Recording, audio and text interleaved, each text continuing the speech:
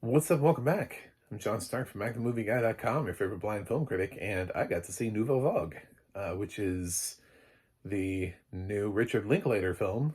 I know we just had one of these, so this may feel like deja vu for you, but this is the one that's on Netflix. He did two movies this year because he's a boss like that, and this one is French.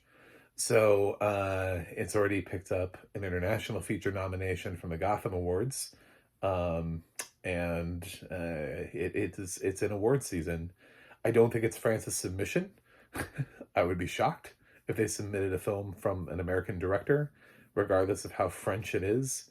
I don't see that happening. I could be wrong, but I just don't think a film that has Zoe Deutsch in it is going to make the French wave. They usually have stronger films than this.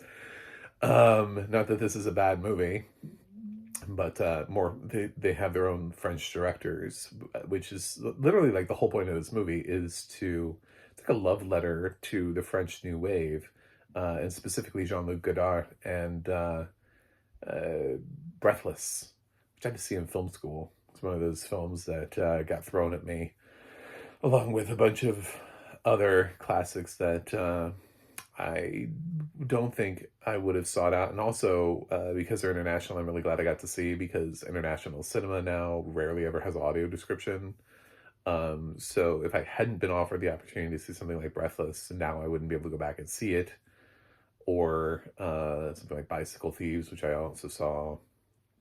Um, and uh, I I remember not like loving Breathless, but appreciating it for what it was, like appreciating the artistry behind it, but like not like as a film being like, oh my God, Breathless. This is my new favorite film. He's my new favorite director. This thing is overtaking me. Because I think we're always sort of a product of the time of the things that made us like movies, which for everybody is different. So if you pick up a new style along the way, it's interesting because it helps to sort of color your overall look at cinema, but not necessarily guide it. If you were brought here by Spielberg, likely you have a very Spielbergish mentality to things, or Scorsese, or horror movies. There are a lot of people who are sort of born and bred on horror movies. I don't think they watch Breathless and then go, you know what? I'm going to make French New Wave movies now. Um, but some people like Linklater like to try their hats at very different things, and he went from Blue Moon to Nouvelle Vogue this year, and I like Blue Moon better as a film, but that's just me. And part of that is also what I'm talking about. I'm also a music theater nerd, and Blue Moon to me was a little bit more interesting because of that. So take something that I'm not as interested in, which is French New Wave, versus something that I am interested in, which is music theater, and I'm going to pick the thing that I'm intrigued by a little bit more. It doesn't necessarily mean one is a bad movie. It just means the other one grabbed my attention. So this follows Jean-Luc as he sort of uh, ponders how he can make his impact on film. It follows in the wake of the 400 Blows, and you do have other directors here like Truffaut and um, other contemporaries in the French New Wave movement. Sort of, yeah, they don't really like make it prominent, but they're there. You know what I'm saying? Like they're all there, and you know you have scenes that take place at the Cannes Film Festival, and they talk about seeing their films and their work done and shown there, and all their different thoughts on film and cinema and what it means and what it's art, and a lot of existential ideas that sort of pulse through this. I should say this does have audio description. I didn't say that. It does. Descriptive Video Works did it, which is why I was able to understand it. This is the one international film of the year that actually will have it. Neon. But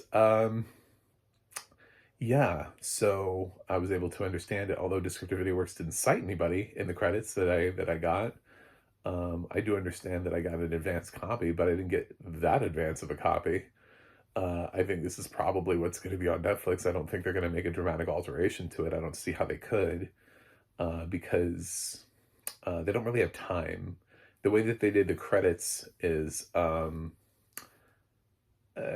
it starts into some stuff about like, you know, French translation done by edited, you know, it goes into other things. So it's just pretty much like audio description provided by Descriptive Video Works.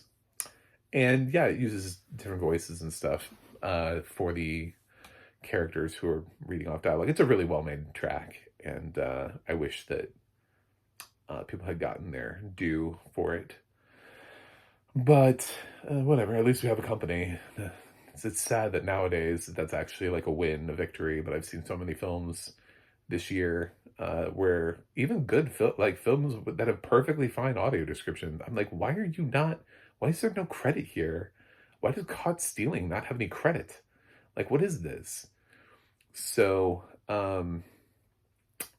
it's just frustrating, but very good job from DVW. So, back to the film.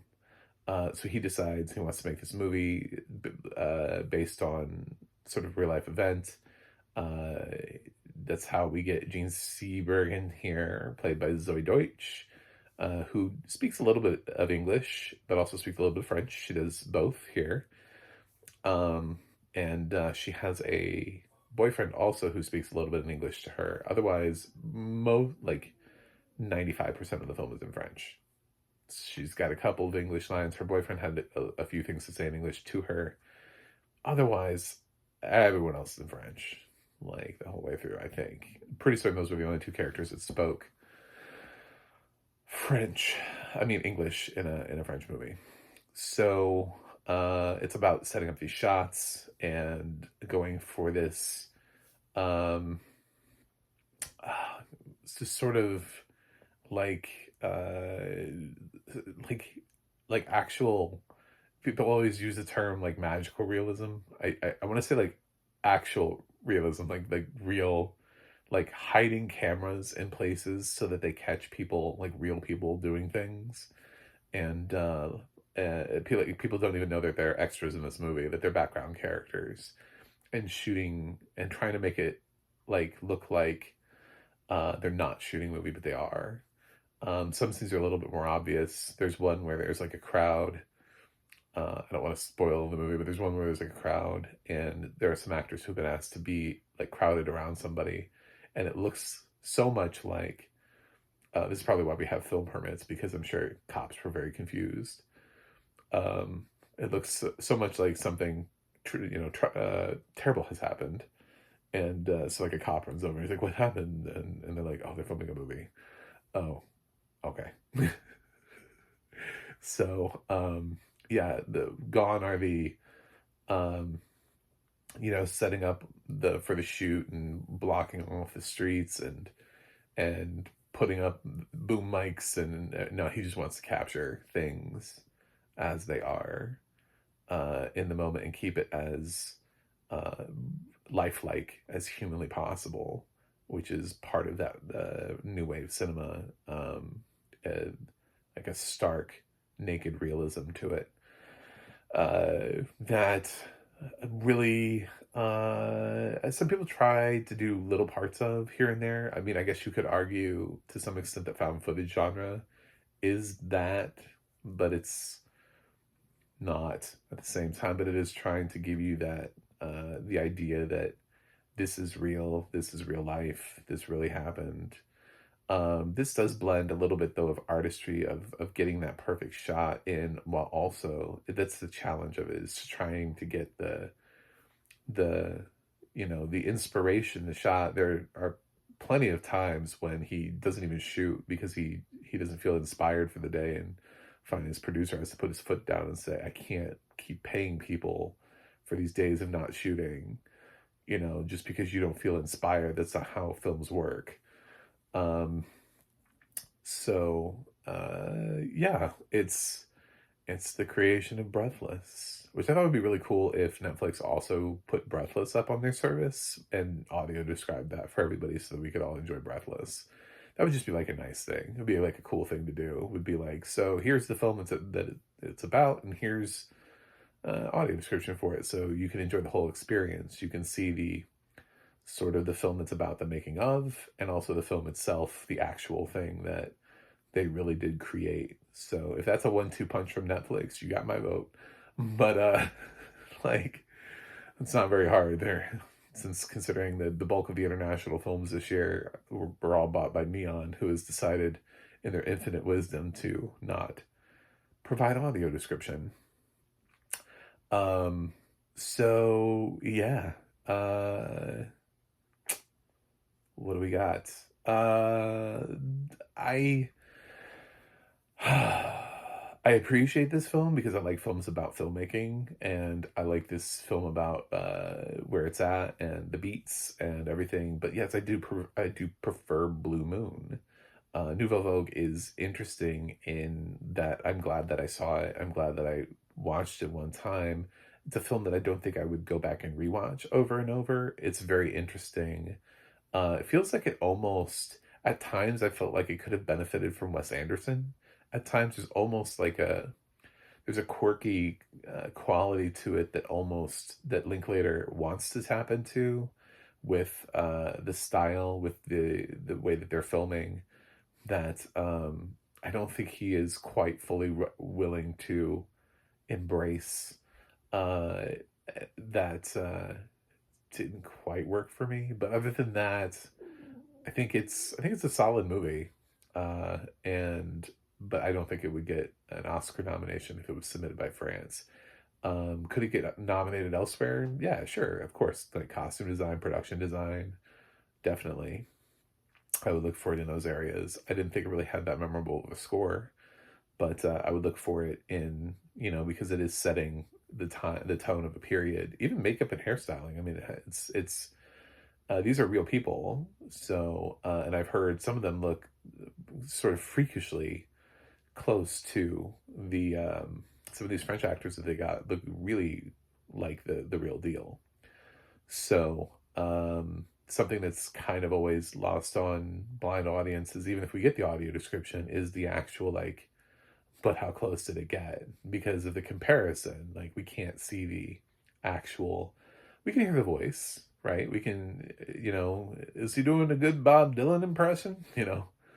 But I mean, doesn't mean the person looks anything like Bob Dylan. So, like, yeah, so it's good to know that, and know that they made some sort of effort, I guess, to find people who actually look like the people in the movie. So I'm gonna go Nouvelle Vogue. Excellent audio description. Super happy. Thank you, Netflix, for just putting audio description on the movie. This is also something I realize it doesn't completely. We're not absolved. Netflix, you're not absolved. I commented on this before, like last year when I reviewed Emilia Perez, which was their international play that dropped at the end of October, and it started without English audio description. And I noted that at the time that there was a troubling trend where films that were coming from south of the border were not being described. Films that took place in like Central and South America by Central and South American directors were not being described. Emilia Perez, which actually I think was Spain's submission last year, but Bardot, Roma, El Conde, these films were not getting audio described, but they were being submitted for consideration at the Oscars. And they're done by auteurs, they're done by people that, you want to go and see their films. And yet they were describing European films, and they were describing, All Quiet on the Western Front. They were describing these like random films coming out of, throughout the year. You just see like a random international film that's described that nobody asked for, but okay, cool. I mean, I want all of them, so I can't besmirch the few that you do. I just want you to do more of them. So, yeah, this is European, so I'm not too terribly surprised that it has audio description, especially considering it comes from an American auteur and has at least Zoe Deutsch in it. Although I don't think a lot of people are going to this film just for her. So, but that's just my little thought about audio description and everything. It's like, Yes, thank you. But you still have Roma on your service with no audio description. And it was nominated for Best Picture, not Best International Feature, not Best Editing, not Cinematography. Picture. So, anyway, I'm gonna give Nouvelle Vogue 7.4 out of 10. I like the movie. I liked it for what it was, and I think people who like film will like the movie. But yeah, I just Blue Moon. I already want to watch it again. This one, I don't have that feeling. I feel like, yeah, I'm happy that I saw it.